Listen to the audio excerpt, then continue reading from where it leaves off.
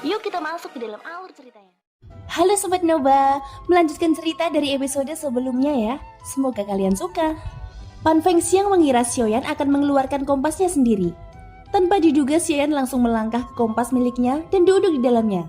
Pada saat yang sama, sesosok tiba-tiba melangkah keluar dari bayangan Xiaoyan. Dan sosok ini merupakan klon suci.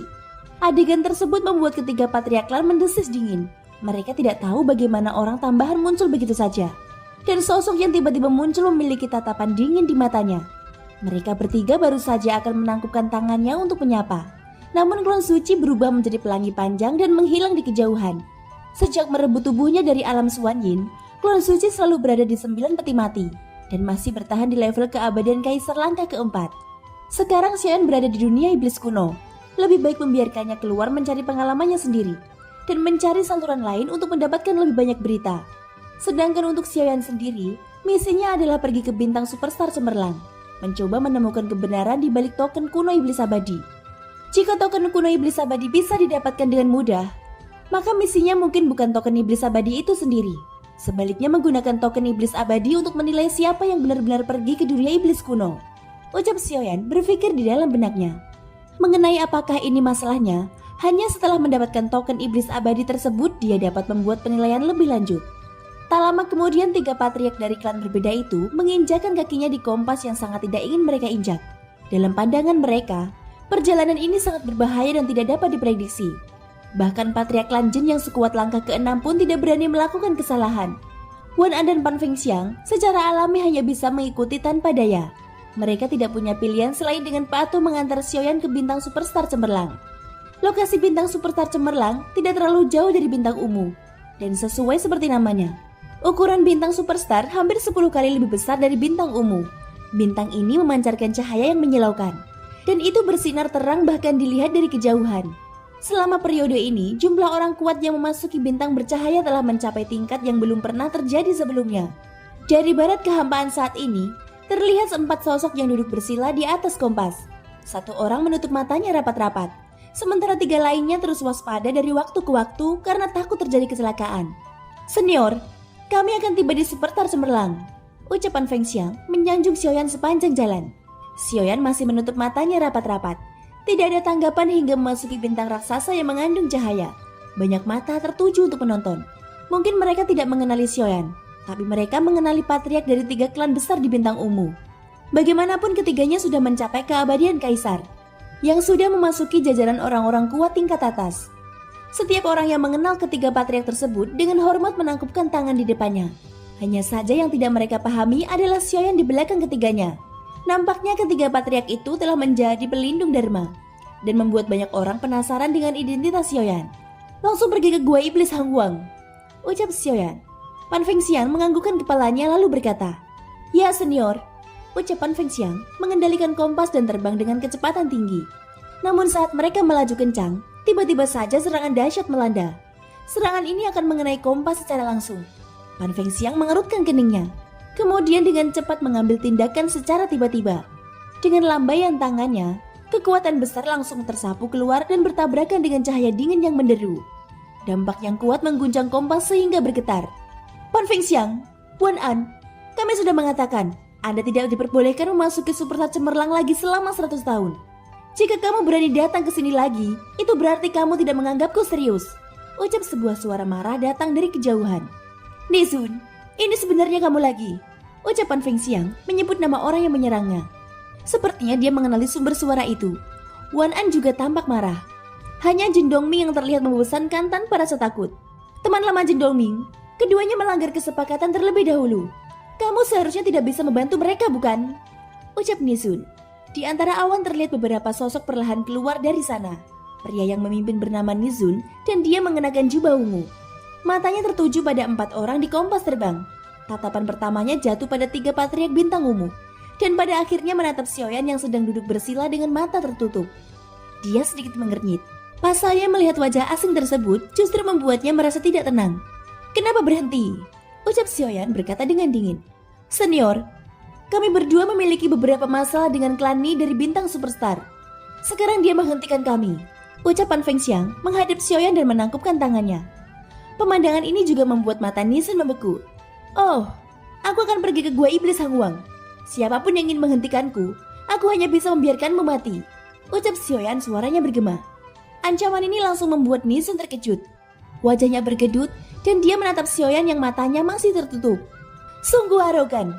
Aku tidak tahu dari mana datangnya keberanianmu untuk mengatakan kata-kata seperti itu. Ini adalah wilayahku. Gua cahaya ajaib milik klan Niku. Di sini aku memiliki hak mutlak untuk melarang mereka berdua masuk. Adapun kamu, cuy, berani sekali kamu membuat keributan di sini. Ucap Nizun sepertinya tidak takut pada Xiaoyan. Itu karena dia memiliki dukungan klan Ni di belakangnya. Namun pada saat ini sosok lain tiba-tiba muncul dari bayangan Xiaoyan. Kemunculannya yang tiba-tiba ini bahkan mengagetkan ketiga patria klan tersebut. Cimi, aku serahkan mereka padamu. Jika kamu ingin membunuh, jangan lupakan seluruh cincin penyimpanannya. Ucap Xiaoyan. Begitu kata-kata ini keluar, ekspresi ketiga leluhur termasuk Jin Dongming berubah lagi. Sosok Cimi yang baru saja muncul memiliki wajah cemberut dan marah. Namun dia tidak berani membantah.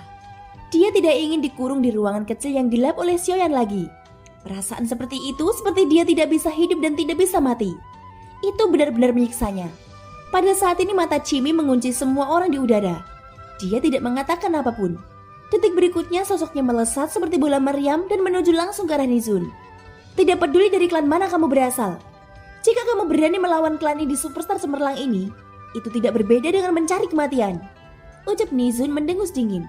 Dia segera menghancurkan token giok di tangannya dan segera maju tanpa rasa takut, ingin melawan Cimi secara langsung. Dia tidak bisa merasakan gelombang kekuatan abadi apapun dari tubuh Cimi. Tapi saat Cimi meninju, ada Nizun merasa sedikit menyesal. Tekanan yang menyesakkan membuatnya merasakan ancaman kematian yang belum pernah terjadi sebelumnya. Tubuhnya yang bergegas maju tiba-tiba saja ditembak ke belakang. Ini salah paham. Nizun mengakui kekalahan. Senior, tolong ampuni aku. Ucap Nizun. Cimi berlagak tuli. Perintah yang diberikan Xiaoyan padanya adalah memusnahkan mereka tanpa belas kasihan. Cimi, lakukan dengan cepat. Jangan membuang banyak waktu di sini. Ucap Xiaoyan berkata dengan dingin. Ketiga patria klan itu tertegun di tempat. Sementara itu terjadi ledakan keras. Terlihat sosok Nizun jatuh ke tanah. Dan sosok Cimi menyusul turun untuk menginjakan kakinya ke tubuh Nizun. Dengan ledakan itu, hidup atau mati Nizun tidak diketahui. Kalian bertiga, apa yang masih kamu lakukan dalam keadaan linglung? Ayo jalan, ucap Xiaoyan. Ketiga patriark itu segera pulih dari keterkejutannya. Pan Fengxiang tidak berani mengabaikannya sama sekali. Dia segera mengendalikan kompas terbang dan menuju ke gua ajaib yang berisi cahaya. Pan Fengxiang diam-diam masih terkejut. Keringat dingin merembes keluar menutupi dahinya. Bukan karena dia takut pada Nizun, tapi takut jika dia lebih ceroboh menyinggung Xiaoyan di bintang ungu saat itu. Dia khawatir nasib klan Pan yang saat ini mungkin sudah rata dengan tanah. Orang ini sangat menakutkan. Yang terbaik adalah menjadi temannya daripada musuh, ucap dalam hati Pan Fengxiang sambil menelan ludahnya. Dia tidak berani ceroboh dan mengendalikan kompas terbang menuju gua cahaya ajaib. Pada saat ini Xiaoyan membuka matanya, dia bergumam. Tiansun dan Ning Yao juga berada di dunia iblis kuno. Cepat atau lambat kita pasti akan bertemu. Namun dengan kekuatanku saat ini, aku tidak memaksakan diri untuk melawan mereka sekarang, ucap Xiaoyan. Jika itu hanya Tiansun, Xiaoyan tidak akan takut. Namun ada Ning Yao yang pandai menggunakan racun. Sepertinya dia perlu meluangkan waktu untuk memurnikan pil detoksifikasi. Bintang ini cukup besar. Aku ingin tahu apakah ada resep pil detoksifikasi tingkat dewa. Jika tidak, aku hanya bisa mencoba membuatnya sendiri. Gumam Xiaoyan memikirkan rencana selanjutnya. Dia masih harus menyiapkan diri untuk melawan dua raja roh dari istana surga manusia. Jika mereka benar-benar berhasil menerobos keabadian dewa di dunia iblis kuno, maka itu akan menyusahkan. Pada saat ini kompas terbang yang bergerak maju akhirnya melambat. Terdengar suara deru orang. Di depan mereka saat ini adalah gua besar dengan ketinggian ribuan kaki. Dan ada perisai cahaya berwarna-warni yang menutupi gua. Sedangkan di luar perisai cahaya itu sudah ada banyak sosok yang menunggu. Mengapa orang-orang ini tidak masuk? Ucap Xiaoyan yang baru saja membuka matanya. Gua ajaib yang berisi cahaya ini sangat aneh. Hanya 50 orang yang diperbolehkan masuk dalam satu waktu. Di antara 50 orang ini pasti ada yang binasa atau diusir dari gua ajaib. Dan hanya orang yang benar-benar kuat yang bisa terus masuk. Sebelum di antara 50 orang itu keluar atau mati, jika seseorang memaksa masuk ke dalam gua ini, maka gua ini akan segera ditutup dan akan dibuka kembali setelah 100 tahun. Ucap Jin Dongming menjelaskan. Dia pernah memasukinya di masa lalu. Jadi dia masih tahu sesuatu tentang gua cahaya ajaib. Ada ribuan orang berkumpul di sini. 54 diperebutkan dengan sengit. Namun dengan kekuatan senior, kurasa tidak seorang pun di sini yang berani bersaing. Ucapan Feng Xiang menyanjung Xiaoyan. Pada saat ini setelah ketiga patriark ini muncul, kerumunan orang langsung berpisah untuk memberi mereka jalan. Keberadaan keabadian kaisar yang kuat secara alami memiliki hak prioritas. Dan status ketiga patriark klan di Bintang Ungu masih terkenal di sini. Jadi mereka semua dengan hormat memberi jalan. Bukankah ini ketiga bersaudara di Bintang Ungu? Jin Dongming, kenapa kamu masih bepergian dengan dua orang yang dianggap musuh oleh klan Ni? Klan Ni pasti akan mendatangimu nanti. Ucap sebuah suara. Saat ini kompas terbang yang ditunggangi Xiaoyan sudah menjadi yang terdepan. Kekuatan jiwa di tingkat domain Xiaoyan tersapu keluar mendeteksi semua aura di sekitarnya. Yang terburuk di antara ratusan orang ini adalah Dewa Bintang 9. Saat Xiaoyan dan yang lainnya sampai di bagian depan, serangkaian tatapan marah tertuju pada mereka. Lebih baik kamu tidak berbicara, atau kamu akan menjadi bisu selamanya. Ucap Jin Dongming menjawab dengan dingin. Bagaimanapun ketiga patriark ini memiliki hubungan yang baik satu sama lain. Bukan berarti ada hubungan kepentingan. Sebaliknya mereka bertiga sama-sama berasal dari Bintang Ungu. Saat bertemu dengan beberapa musuh kuat, mereka bertiga selalu bekerja sama untuk melawannya. Apalagi di wilayah luar Bintang Ungu, mereka akan selalu mempertahankan status tertinggi mereka. Baiklah. Jin Dongming, patriark Lani tidak lebih lemah darimu. Semoga saja kamu tidak menyesalinya atas apa yang kamu lakukan saat ini. Ucap pria itu menatap Jin Dongming dengan dingin. Pada saat ini terdengar suara mendesing. Di dalam tirai gua yang berisi cahaya itu, terlihat selusin sosok terlempar keluar dari sana. Dan cahaya tirai tipis tiba-tiba menjadi redup. Xiaoyan yang berada di kompas terbang tiba-tiba membuka matanya. Ini adalah waktu yang tepat untuk orang berikutnya masuk. Segera tubuh Xiaoyan bergegas menuju tirai cahaya redup. Berhenti! Apakah kamu tidak memahami aturan? Jika kamu ingin melompati antrian, maka biarkan kami melihat apakah kamu cukup kuat untuk melakukannya. Ucap sebuah suara marah di antara kerumunan orang. Segera setelah itu 7 atau 8 sosok datang mengepung Xiaoyan. Tapak dewa pembunuh, ucap Xiaoyan menghentakkan kakinya berturut-turut. Gemuruh kaki besar muncul di udara dan meluncur ke arah beberapa orang tersebut. Rasa penindasan yang hebat melanda semua orang. Kamu memang memiliki kekuatan, tapi itu tidak cukup, ucap orang yang memimpin kelompok itu. Pada saat ini segel bintang 7 di antara alis Xiaoyan berkedip-kedip. Guntur jile membuatnya menjadi sangat cepat. Sosoknya mendekati orang yang berbicara itu, dan pukulannya yang mengandung api guntur terbanting. Pria itu menyilangkan tangannya untuk memblokir, tapi di saat berikutnya, kekuatan yang tak terbayangkan langsung menghancurkan lengan yang menutupi dadanya. Ada juga bunyi klik yang berasal dari tulang dada. Badannya terpental ke belakang seperti layang-layang yang talinya putus. Itu melesat lurus dan menabrak tirai tipis di gua besar. Segera seteguk darah besar muncrat keluar. Dia menatap Xiaoyan dengan mata ngeri. Sosok Xiaoyan berdiri tegak. Kaki raksasa masih menderu di udara. Beberapa orang mengambil serangan secara berurutan sebelum mereka mampu melawan dengan susah payah. Sekarang apakah kekuatannya cukup? Ucap Xiaoyan berkata dengan dingin. Setiap orang yang mencoba menghentikannya tidak bisa berkata-kata. Dan tidak berani menghalanginya lagi. Ayo jalan! Ucap Xiaoyan melambaikan lengan jubahnya. Pan Fengxiang datang langsung ke depan kerumunan dari belakang. Sudut mulutnya terangkat. Seolah-olah dialah yang baru saja menghajar mereka. Perasaan ini tidak dapat digambarkan, tapi itu sangat keren. Pan Fengxiang bahkan melihat ke arah orang yang berbicara sebelumnya. Orang itu telah menghilang. Dia mungkin sangat ketakutan sehingga dia sangat cepat ketika melarikan diri. Xiaoyan mundur kembali ke kompas terbang dan duduk bersila dengan mata tertutup. Saat ini jantung ketiga patriark klan berdebar kencang. Mereka menyaksikan kecepatan Xiaoyan yang sangat menakutkan.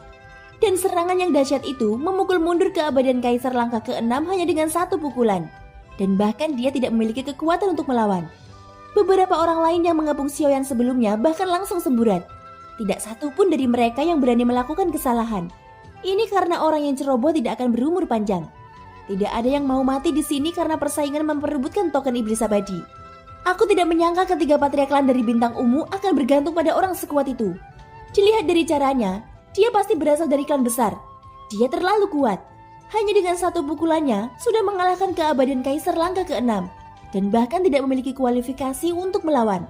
Sepertinya daya tarik token kuno iblis abadi sungguh luar biasa, yang bahkan dapat menghadirkan orang kuat semacam itu.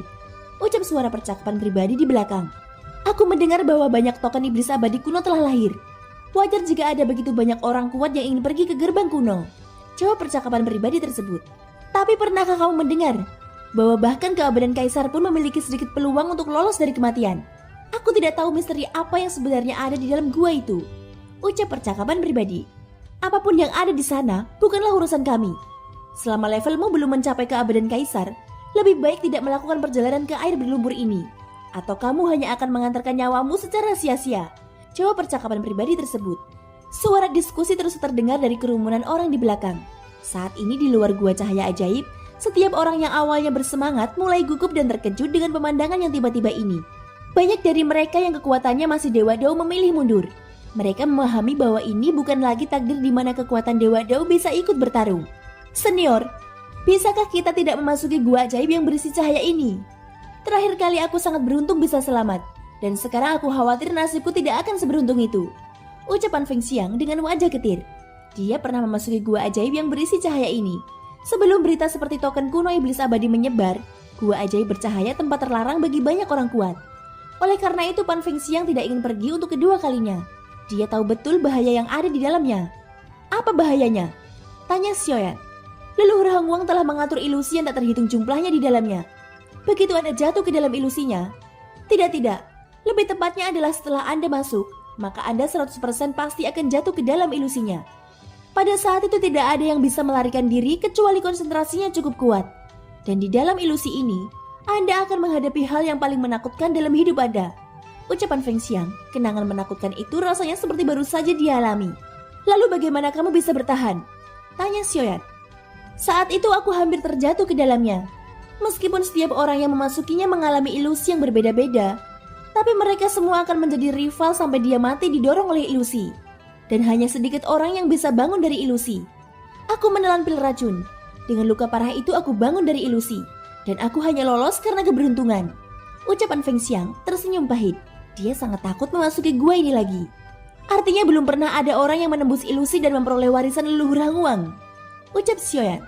Jika itu hanya sekedar ilusi terlarang, pasti ada seseorang yang kuat yang lolos dari ilusi. Tapi faktanya masih belum ada yang benar-benar memperoleh warisan leluhur Hang Wang. Hal ini membuat Xiaoyan curiga. Mungkin ada hal aneh lainnya di gua ini selain ilusi terlarang tersebut. Pokoknya sejauh yang aku tahu, tidak ada seorang pun yang pernah menerima warisan dari leluhur Hang Wang. Ucapan Feng Xiang. Jika demikian, maka ada yang aneh di dalam gua ini. Ucap Xiaoyan sedikit menyipitkan matanya. Dia bertanya-tanya apakah yang disebut warisan leluhur Hang Wang benar-benar ada di gua ini. Kelihatannya bisa jadi gua ini merupakan jalan buntu tak terpecahkan yang ditinggalkan leluhur Hang Wang kepada generasi mendatang. Tapi mengapa sudah ada rumor bahwa ada token kuno iblis abadi di gua ini? Dan bahkan sudah ada petunjuknya. Setelah merenung sejenak, Xiaoyan masih memilih memasukkannya untuk menemukan kebenarannya. Pada saat ini tirai tipis perlahan memudar, dan sosok-sosok di belakang Xiaoyan ingin segera menerobos masuk. Tapi saat Xiaoyan berdiri dari kompas, sosok-sosok itu segera berhenti. Sebelum Xiaoyan masuk, mereka tidak berani bergerak. Kalian bertiga tunggu aku di sini. Jika kalian berani pergi, klanmu akan hancur. Ucap Xiaoyan berkata dengan suara dalam. Mendengar ini ketiga patriark itu ingin menangis tetapi tidak bisa menangis. Tidak ada yang berani menolak perintah Xiaoyan. Namun mereka beruntung bahwa Xiaoyan tidak mengajak mereka masuk. Segera setelah itu, Xiaoyan melangkah maju dengan telapak kakinya. Saat berikutnya hanya suara gemuruh yang terdengar, dan sosoknya tiba-tiba saja menghilang begitu saja dari kompas terbang. Apakah orang itu sudah masuk? Kecepatan teleportasi macam apa itu? Ucap orang-orang yang menyaksikan sosok Xiaoyan menghilang. Setelah melihat Xiaoyan benar-benar pergi, baru kemudian semua orang menghembuskan nafas lega. Begitu juga mata suram ketiga patriark itu menjadi tenang. Seolah-olah batu di hati mereka akhirnya menghilang. Kakak Jin, kekuatan macam apa sebenarnya dia? Ucapan Feng Xiang mau tidak mau bertanya dengan rasa ingin tahu. Aku tidak tahu kekuatan sebenarnya orang ini. Tapi dia adalah keabadian kaisar paling kuat yang pernah aku temui. Dia tidak hanya sangat cepat, tetapi juga memiliki kekuatan fisik yang sangat kuat. Ucap Jin Dongming berkata dengan getir. Ngomong-ngomong dia pernah menyelamatkan putriku dari lebah beracun. Ku dengar namanya Xiu Tuo. Ucap Jin Dongming. Xiu Tuo? Kenapa nama ini terdengar familiar? Ucapan Feng Xiang mendesis dingin. Xiu Tuo, sepertinya aku ingat. Ada musuh namanya Xiu Tuo Yuan. Dan dia memiliki status sebagai leluhur ke-12. Ucap Wan An meninggikan nadanya. Tapi dia tidak mungkin menjadi orang ini. Kekuatan leluhur ke-12 sudah menjadi keabadian dewa bukan? Dilihat dari cara orang ini, dia pastinya menjadi musuh dari 3 klan besar di dunia iblis kuno. Ucapan Feng Xiang setelah berpikir sejenak. Sepertinya memang begitu. Aku merasa bahwa dia bukan dari 3 klan besar. Ini karena orang-orang dari klan besar selalu mengenakan jubah seragam dalam misinya. Lagi pula hal tersebut sudah menjadi kebanggaan mereka untuk menonjolkan identitasnya. Namun pria ini berbeda. Dia mengenakan jubah hitam dan identitasnya masih misterius. Ucap Jin Dongming lalu berkata lagi. Sementara ketiga leluhur itu sedang berbicara, tak jauh dari situ terdengar suara derap langkah. Ketiga patriark itu saling berpandangan. Ini bukan tempat bagi mereka untuk tinggal. Terlihat sekelompok sosok muncul di kejauhan. Semuanya berjubah Kiyu Suwanang dan ada kata benci di dadanya. Setiap orang yang tidak ingin mati, cepat menyingkir. Teriak suara dari sekelompok sosok yang baru saja muncul itu. Momentum yang sangat kuat menyebar. Orang-orang di sekitar dengan kekuatan Dewa Dao langsung memuntahkan darah segar. Dan tubuh mereka langsung dihempaskan ke belakang. Adapun ketiga patriark klan dari Bintang Ungu, mereka sudah mundur ke kompas terbang di kejauhan. Namun ketiga patriark itu tidak berniat pergi dari sini. Meskipun mereka tidak ingin berada di sini, tetapi mereka tidak berani melarikan diri. Ini karena begitu Xiaoyan keluar dan begitu dia tidak menemukan mereka, maka bukan tidak mungkin Xiaoyan menepati janjinya untuk melenyapkan semua klan mereka. Apakah gerbang kuno benar-benar memiliki godaan yang sangat besar? Ucap Wan An. Konon gerbang kuno berisi warisan yang tak terhitung jumlahnya. Di sana merupakan tempat di mana makhluk abadi dan iblis yang tak terhitung jumlahnya dikuburkan. Jika bukan karena kurangnya kekuatan, aku juga ingin memperjuangkannya. Ucapan Feng Xiang berkata dengan serius. Tampaknya dunia iblis kuno juga sudah mendengar tentang gerbang kuno. Shh, seseorang datang lagi. Mereka melihat dua pelangi panjang di ujung sana. Dan kedua orang ini tidak lain adalah Tian Sun dan Ling Yao dari Istana Surga Manusia. Thank you guys sudah mendengarkan ceritaku sampai akhir. Ikutin terus kelanjutannya ya. Semoga hari kalian menyenangkan. Sampai jumpa dan bye-bye.